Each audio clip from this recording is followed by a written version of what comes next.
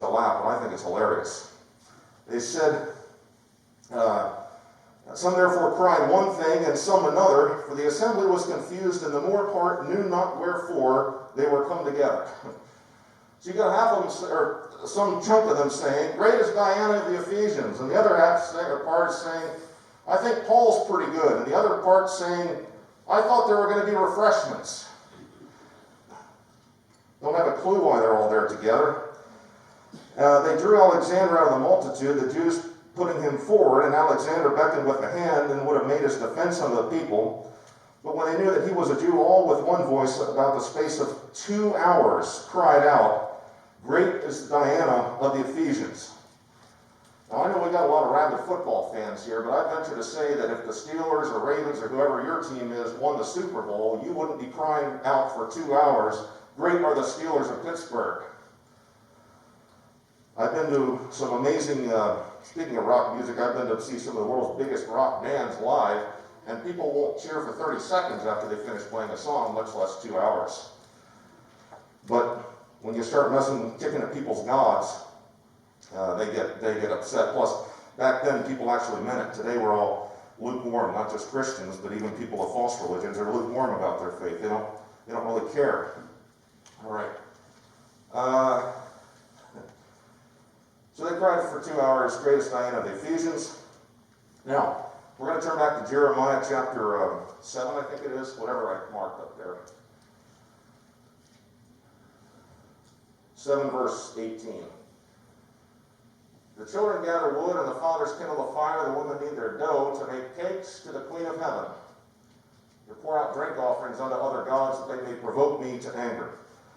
This is Israelites. These are people who call themselves sons of Abraham and God's chosen people, worshiping the Queen of Heaven, just like the Phoenicians and the Egyptians and the Babylonians and the people under Nimrod before God scattered the peoples of the earth and confused their languages.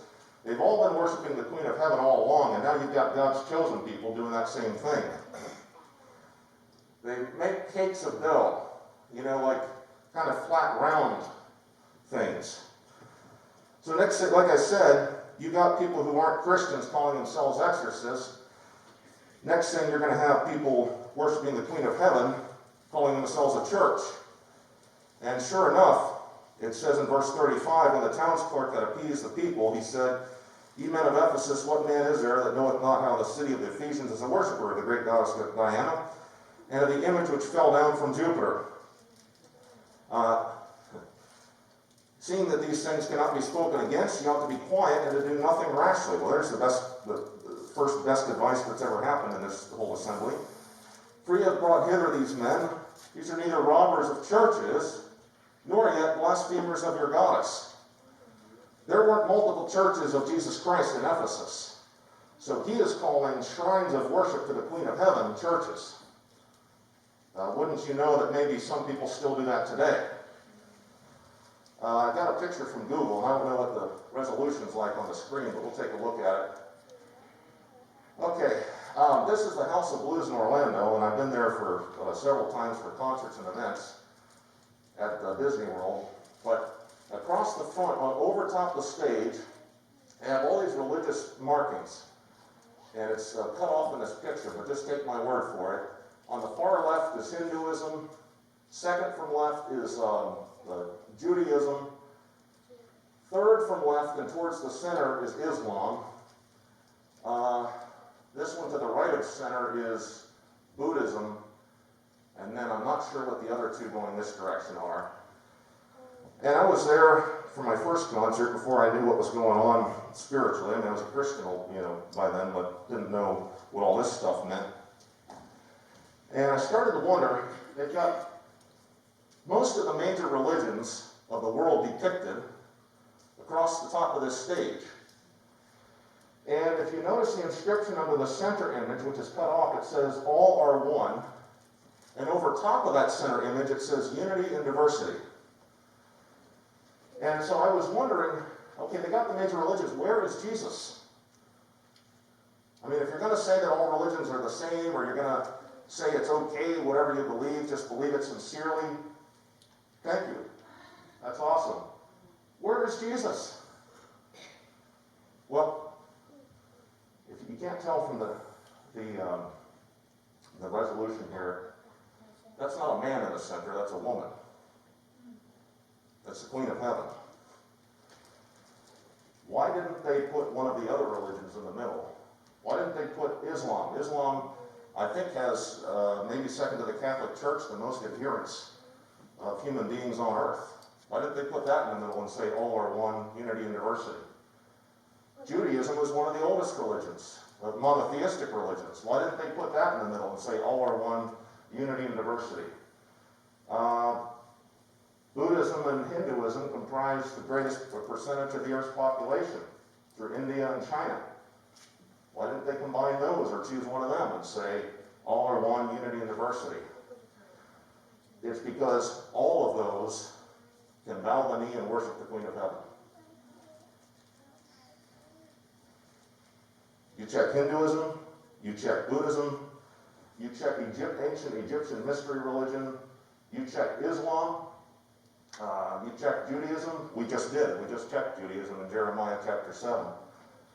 Also in Ezekiel, God had Ezekiel dig a hole in the bottom of the temple wall and found out that the elders were down there in the cellar worshiping creeping and four-footed beasts in secret.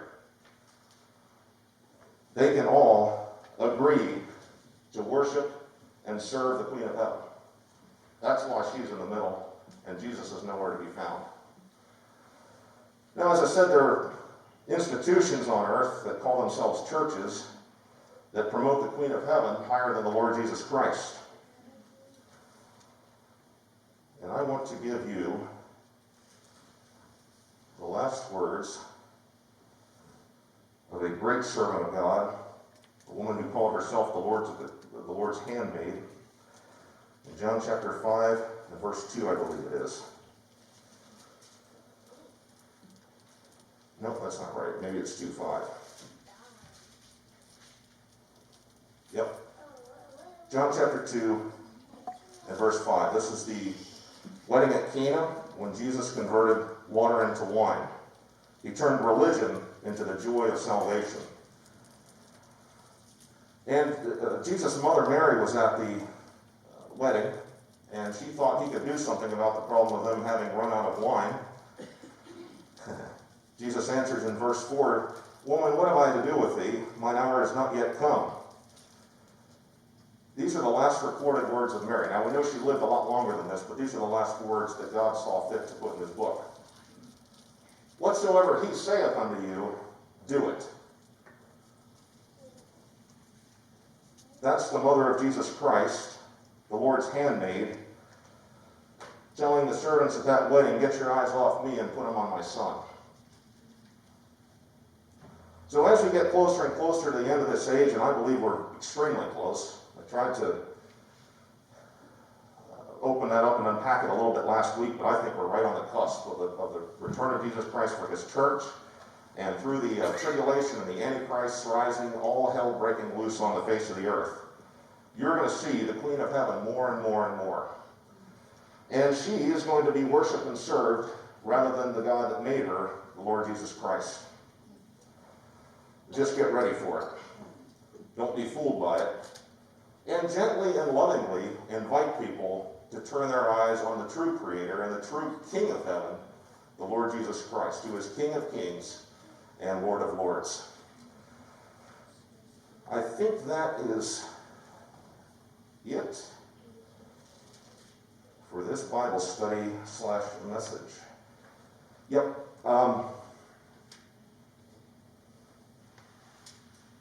Yeah, that's it. I thought I had a practical point to make, and I'll probably remember it for the second service. So, at any rate, I'll invite our music team forward to close us in worship.